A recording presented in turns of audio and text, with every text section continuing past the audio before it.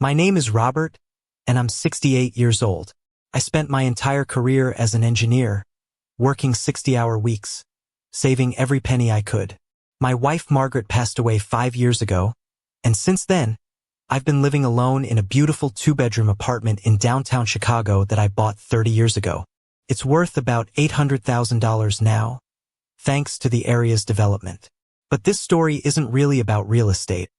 It's about my daughter Claire and the shocking demand she made that changed everything between us forever.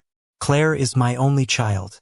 She's 35 years old, married to a man named Derek for 3 years now. I'll be honest, I never really liked Derek. There was something about him that rubbed me the wrong way from the moment Claire brought him home. He had this entitled attitude, always talking about investments and opportunities, but never seemed to hold down a steady job for more than a few months.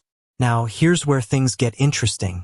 About 6 months ago, Claire started visiting me more frequently. First, I was thrilled. After Margaret died, Claire and I had grown somewhat distant. She was busy with her own life, and I understood that. But suddenly, she was coming over every weekend, helping with groceries, asking about my health, even bringing Derek along sometimes. I should have known something was up. What do you think Claire's real motive was for these sudden visits? Let me know in the comments below. The truth came out on a rainy Tuesday evening in March. Claire came over alone, which was unusual because she typically brought Derek on weekdays. She sat me down in my living room, the same room where Margaret and I had spent countless evenings watching old movies, and began what I now realize was a carefully rehearsed speech. "Dad," she said, "Derek and I have been talking, and we think it's time for you to consider downsizing." I was confused. Downsizing? Claire, I'm perfectly capable of taking care of myself. This apartment isn't too big for me. She shook her head. That's not what I mean, Dad. We think you should move into a senior living community. Somewhere with activities and people your own age. You'd be happier there. Now, I've always been sharp for my age.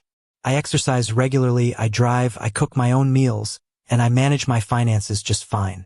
The suggestion that I needed to be in senior living was absurd, but I played along. Even if I wanted to do that, Claire, those places are expensive. I'd have to sell the apartment to afford it. And that's when she dropped the bomb. Please hit that like button if you enjoy these real-life stories, and don't forget to subscribe with notifications on. It really helps the channel grow. Actually, Dad, Derek and I were hoping you'd consider giving us the apartment. We're paying $2,800 a month in rent for a tiny 1-bedroom place, and we can't save for a house. If you signed the apartment over to us, we could take care of all the expenses, and you could use the money from not having mortgage or maintenance costs to pay for a nice senior community. I stared at her for a long moment. Claire, this apartment is worth $800,000. You're asking me to give you nearly $1 million worth of real estate. It's not like that, Dad. We're family. And Derek has some great investment ideas. He could potentially double the apartment's value in a few years with some renovations. Think of it as keeping the wealth in the family. Can you believe the audacity? What would you have done in my situation? I told Claire I needed time to think about it. She seemed disappointed but agreed to give me a week. After she left, I sat in my favorite chair. Margaret's chair was still next to mine, and tried to process what had just happened. My daughter, my only child, had essentially asked me to give up my home so she and her husband could live rent-free. But the story doesn't end there. Oh no, it gets much worse. 3 days later, Derek showed up at my apartment unannounced. He had a key. Claire must have given him the spare I'd given her for emergencies. I was in my pajamas, having just woken up from an afternoon nap, when I heard someone in my kitchen. "Derek, what are you doing here?" He looked up from where he was measuring my kitchen counters with a tape measure. "Oh, hey Robert, just getting some measurements. Claire and I are planning some renovations once we move in." "Once you move in? I haven't agreed to anything." Derek's whole demeanor changed. The fake friendliness disappeared, and I saw who he really was underneath. "Listen, old man," he said, putting down the tape measure. "Claire is your only family. When you die, everything goes to her anyway. Why not make everyone's life easier and just sign the place over now? You're what, 68? How many years do you really have left to enjoy this place? I was stunned. This man was talking about my death like it was an inconvenience to their timeline. Get out, I said. What? I said get out of my apartment. Now. Derek laughed. This is going to be my apartment soon anyway. Claire says you're getting forgetful, having some memory issues. Maybe it's time for the family to start making decisions for you. That's when I realized what was really happening. This wasn't just about wanting free housing. They were setting up a narrative that I was becoming incompetent, probably to eventually take control of all my assets. I called Claire immediately after Derek left. Claire, your husband just let himself into my apartment and started measuring my kitchen. He said you told him I was having memory problems. There was a long pause. Dad, you have been more forgetful lately. Last week you called me Sarah on the phone. Sarah was your mother's sister who died 10 years ago. I called you Sarah because you sounded exactly like her when you were trying to manipulate me, just like she used to manipulate your mother. Another pause. Dad, I think you're getting confused. Maybe Derek was right about... I hung up. Before we continue, let me know in the comments. Have you ever experienced family members trying to manipulate you for money or property? I'd love to hear your stories. That night I couldn't sleep. I kept thinking about Margaret and what she would say about all this. Margaret always said that people show you who they really are when money is involved. She was right as usual. The next morning, I did something I hadn't done in years. I called my brother James in Seattle. James and I hadn't spoken much since Margaret's funeral, but we'd always been close growing up. Jimmy, I said, I need to tell you something and I need your advice. I told him everything: Claire's sudden attention, the demand for the apartment, Derek's intrusion, and the hints about my supposed memory problems. James was quiet for a long time after I finished. Then he said, Bobby, you need to protect yourself. This sounds like they're planning something bigger than just taking your apartment. What do you mean? Think about it. If they can establish that you're mentally incompetent, they could potentially get power of attorney, control all your assets, maybe even have you declared unable to live independently. This apartment thing might just be the beginning. James was right. I needed to act fast. The next day, I did 3 things. First, I went to my doctor and requested a full cognitive evaluation to officially document that I was mentally sound. Second, I met with my lawyer to review my will and discuss my options. Third, I called a real estate agent. Dr. Patricia Hoffman, who had been my physician for 15 years, was surprised by my request for cognitive testing. Robert, you seem perfectly fine to me. Why do you want these tests? I explained the situation. Dr. Hoffman's expression grew serious. I see. Well, let's do a comprehensive evaluation. If someone is questioning your mental capacity for financial gain, you'll want official documentation of your cognitive state. The tests took 2 hours. Memory tests, problem-solving exercises, cognitive function assessments. When we finished, Dr. Hoffman smiled. Robert, your cognitive function is actually above average for your age group. You scored in the 85th percentile. I'll have the official report ready by tomorrow. Next, I met with my lawyer, Patricia Goldman, who had handled Margaret's estate. Robert, what you're describing sounds like the beginning of what we call elder financial abuse. It often starts with family members making claims about diminished capacity. The fact that they're already making these suggestions is concerning. What are my options? Well, first, good thinking on getting the cognitive evaluation. Second, we should review your will and all your beneficiary designations. Third, you might want to consider selling the apartment before they can make any legal moves. Sell it? But it's my home. I understand.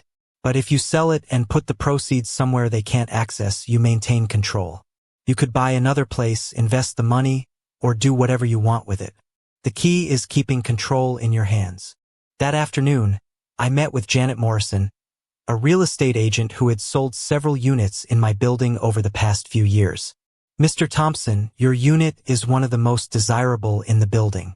With the recent renovations in the lobby and the new restaurant that opened downstairs, I think we could get $850,000, maybe even $900,000 if we price it right. How quickly could we sell it? In this market? With a unit like yours? If we price it at $825,000, I'd expect offers within a week. I made my decision.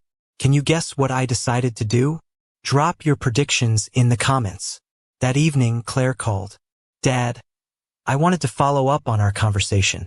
Have you given any thought to our proposal? I have, Claire. I've given it a lot of thought. And I'm selling the apartment. Silence. What do you mean you're selling it? I mean, I'm putting it on the market. I've already hired a real estate agent. But Dad, we discussed this. The apartment should stay in the family. You're right, Claire. It should stay in the family. That's why I'm selling it and keeping the money in the family, specifically with me. You can't do this.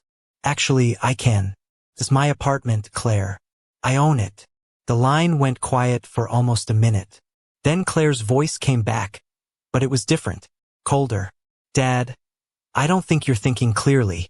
Maybe we need to have a conversation about getting you some help with these big decisions. I'm thinking more clearly than I have in months, Claire. In fact, I'm thinking so clearly that I had a full cognitive evaluation done yesterday. Dr. Hoffman says my mental capacity is above average for my age. Another long pause. We'll see about that, Claire said and hung up. 2 days later, the apartment was listed. Janet was right. We had 3 offers within 5 days. I accepted an offer of $840,000 from a young couple who reminded me of Margaret and myself when we first bought the place. But Claire wasn't done.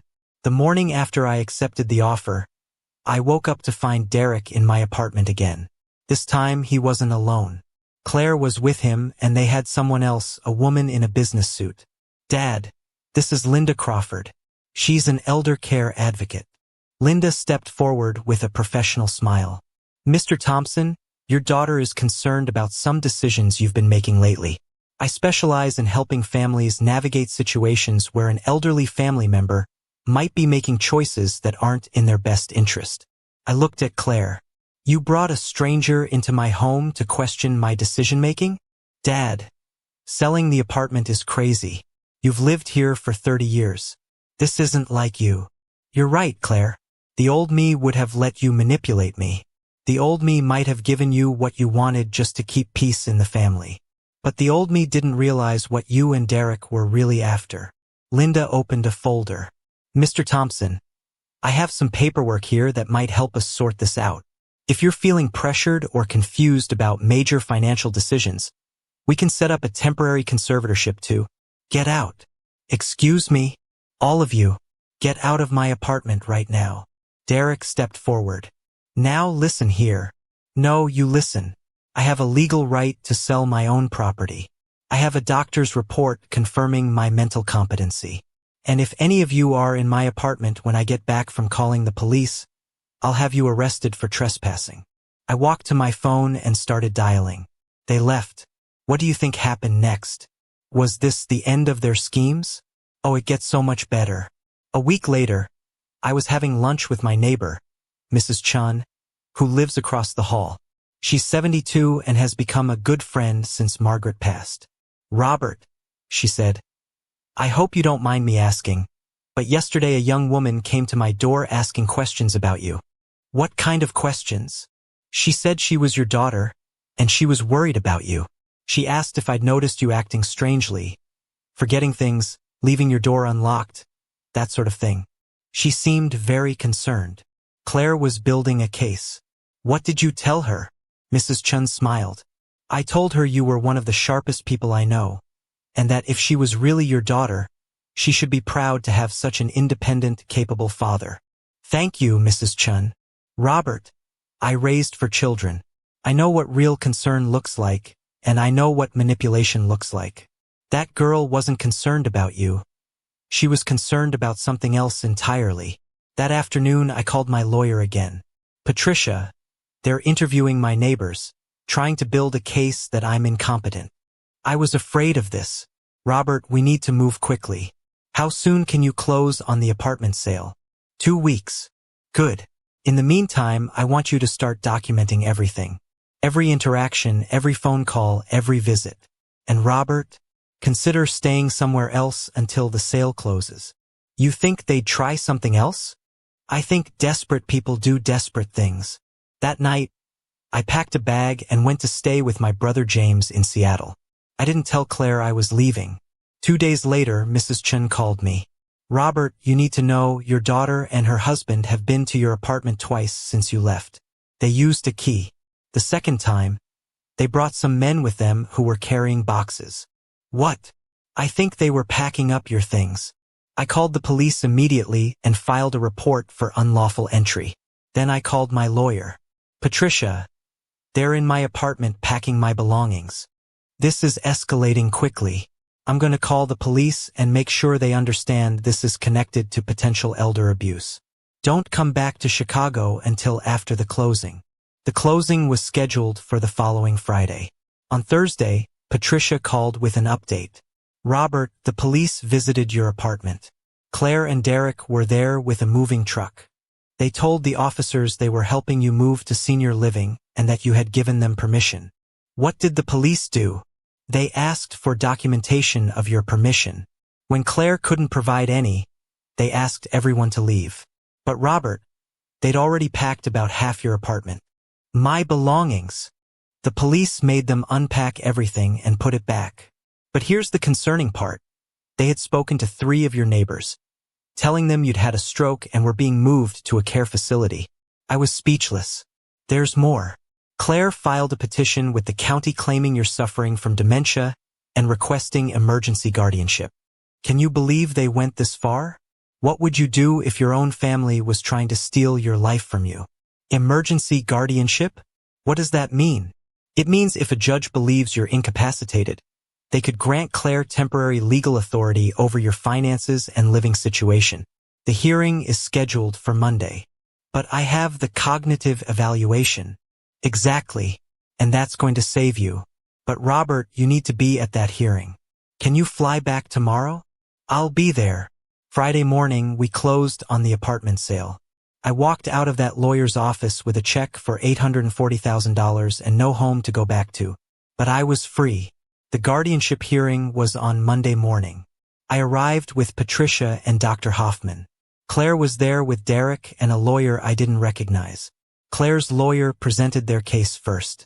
He painted a picture of a confused elderly man making irrational decisions, selling his home impulsively, leaving town without telling his family, exhibiting paranoid behavior. Then Patricia presented our case. She introduced Dr. Hoffman's cognitive evaluation, showed the judge my medical records, and presented testimony from Mrs. Chun about Claire and Derek's suspicious behavior. But the piece of evidence that sealed the case was something I hadn't expected. Your Honor, Patricia said, we'd also like to present evidence of the respondent's true motivation for seeking guardianship. She handed the judge a folder. These are text messages between Claire Thompson and Derek Johnson, obtained legally through Mr. Thompson's phone records, as Claire had been using his family plan account. The judge read through the messages. His expression grew stern. Ms. Thompson, according to these text messages, you wrote to your husband, and I quote, once we get guardianship, we can sell the apartment and put him in the cheapest facility we can find. The leftover money should be enough for us to buy a house and start Derek's business. Claire went pale. The judge continued. In another message you wrote, Dad's cognitive test came back normal, but if we can get enough people to say he's acting strange, the judge might still grant emergency guardianship. The courtroom was silent. Furthermore, there are messages discussing your plan to pack up his stuff and put it in storage and tell neighbors he had a medical emergency. The judge looked directly at Claire. Ms. Thompson, this is not concern for your father's welfare. This is elder abuse and attempted fraud. The petition for guardianship was denied. The judge also ordered Claire and Derek to have no contact with me for 6 months and referred the case to the district attorney's office for potential criminal charges. I bet you're wondering what happened to Claire and Derek after that. The answer might surprise you. 6 months passed quietly. I bought a beautiful 1-bedroom condo in a senior living community. Not because I needed care, but because I wanted the social activities and security. I made friends, joined the book club, and started dating a lovely woman named Helen who had also recently lost her spouse. The criminal charges against Claire and Derek were ultimately dropped in exchange for them attending financial elder abuse counseling and paying restitution for the legal fees they'd caused me. But here's where the story gets really interesting. After the 6-month no-contact period ended, Claire called me. "Dad? It's Claire. I know who it is. Dad, I need to talk to you. Can we meet?" "Why?" "Please. I need to explain some things." Against my better judgment, I agreed to meet her at a coffee shop downtown. Claire looked terrible.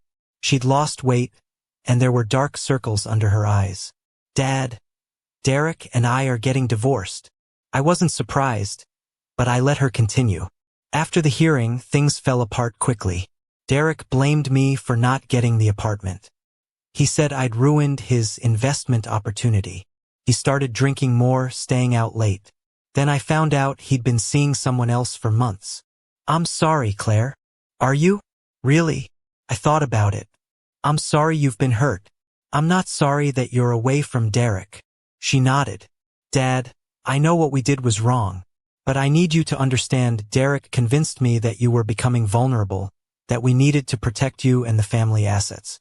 He made it sound like we were helping you. Claire, you tried to have me declared incompetent so you could steal my home. I know how it sounds now, but at the time, Derek made it seem like we were being responsible.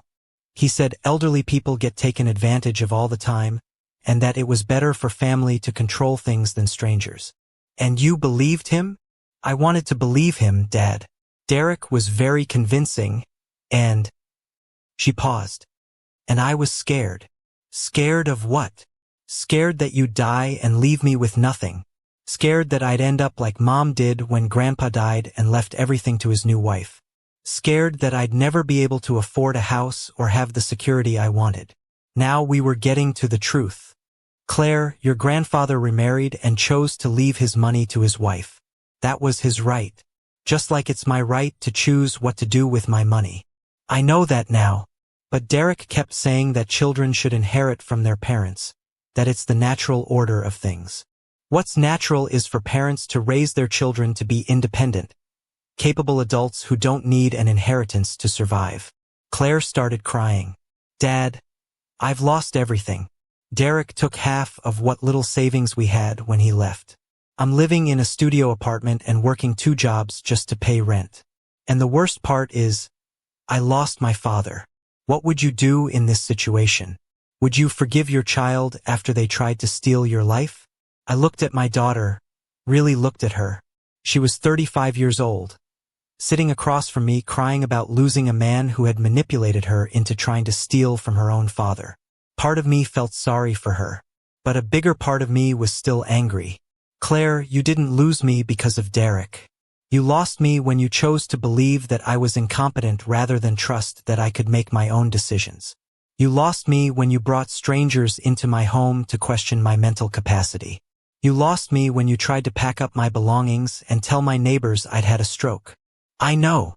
Do you? Because it sounds to me like you're still blaming Derek for choices you made." Claire wiped her eyes. "You're right. I made those choices. I was greedy and scared, and I chose the easy path instead of the right path." We sat in silence for a few minutes. "Dad, is there any chance you could forgive me? I know I don't deserve it, but you're all the family I have left." I thought about Margaret. What would she want me to do? "Claire, I can forgive you, but things can't go back to the way they were. Trust, once broken, is very hard to rebuild. I understand. I need you to prove to me that you've learned from this.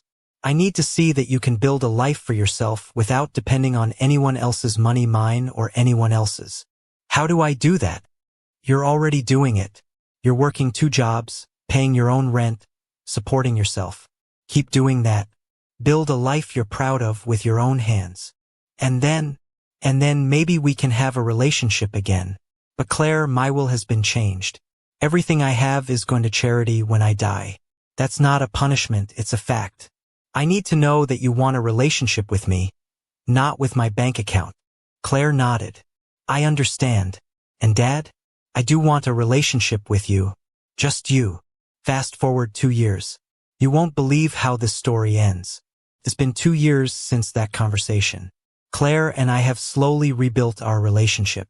She kept both jobs for a year, saved money, and eventually went back to school to become a physical therapist. She graduated last month, and I was there for her graduation. She's dating someone new, a teacher named Michael who drives a 10-year-old Honda and volunteers at a literacy center on weekends. They're planning to get married next year, and they've invited me to walk Claire down the aisle. But here's the twist that nobody saw coming. Last month, I was diagnosed with early-stage prostate cancer. It's treatable and my prognosis is good, but it got me thinking about mortality in a way I hadn't before. I called Patricia, my lawyer. Patricia, I want to change my will again. What did you have in mind? I want to leave everything to Claire. Patricia was quiet. Robert, are you sure? After everything that happened? I'm sure, but there are conditions. I set up a trust that will give Claire access to my assets only after she's been financially independent for 5 consecutive years. If she ever becomes financially dependent on anyone else or makes any claims about needing money before the 5 years are up, everything goes to charity instead. But here's the part that really shows how much Claire has changed. I told her about the cancer diagnosis, and her first reaction wasn't about money or inheritance. She cried and asked if I needed help with doctor appointments or treatment. She offered to take time off work to be with me during chemotherapy. When I told her about changing the will back, she was quiet for a long time. Dad, I appreciate that you trust me again, but I don't want you to worry about leaving me money. I've learned to take care of myself, and that's worth more than any inheritance. What do you mean? I mean knowing that I can support myself, that I can build a life I'm proud of with my own efforts. That's the real gift you gave me by selling the apartment. How so? Because if you had just given us the apartment, I would have learned that manipulation works. I would have learned that I didn't need to be capable or independent. Instead, I learned that I am capable. I learned that I can take care of myself. I learned what kind of person I want to be. What do you think of Claire's transformation? Do you believe people can really change? As I finish telling you the story, I'm sitting in my condo, looking out at the lake. Helen and I are making dinner together. She's teaching me how to make her grandmother's Italian sauce. Claire and Michael are coming over this weekend to help me set up a new computer. My relationship with my daughter isn't what it was before all this happened. It's better. It's built on honesty and respect instead of obligation and assumption. She doesn't visit me because she wants something from me. She visits because she wants to spend time with me. The apartment I sold for $840,000? I invested most of that money, and it's now worth over $1 million. But more importantly, selling it freed me from people who saw me as a bank account instead of a person. Derek, by the way, never remarried. Last I heard, he was living with his parents and working at a car dealership. Apparently, his investment opportunities never quite panned out. The senior living community where I live now, it's everything Claire said it would be, but for the right reasons. I have friends here, activities, security, and my independence. I chose to be here, and that makes all the difference. Sometimes the best way to protect your family is to refuse to enable them. Sometimes the most loving thing you can do is let people face the consequences of their choices. And sometimes losing everything is the only way to find out what really matters. Before I wrap up, I want to hear from you. Have you ever had to make a tough choice to protect yourself from family members? How did you handle it? Let me know in the comments below. The moral of this story isn't that you should never trust your family or that money ruins relationships. The moral is that healthy relationships are built on respect, not entitlement. True family members want what's best for you, not what's best for themselves. If you enjoyed this story, please give it a like and subscribe to the channel for more real-life stories like this one. Your support means everything to me, and it helps me continue sharing these important stories. Remember, you have the right to control your own life and your own assets, regardless of what anyone else thinks you should do. Don't let anyone, family or otherwise, convince you that their financial problems are your responsibility to solve. Thank you for listening, and I'll see you in the next story.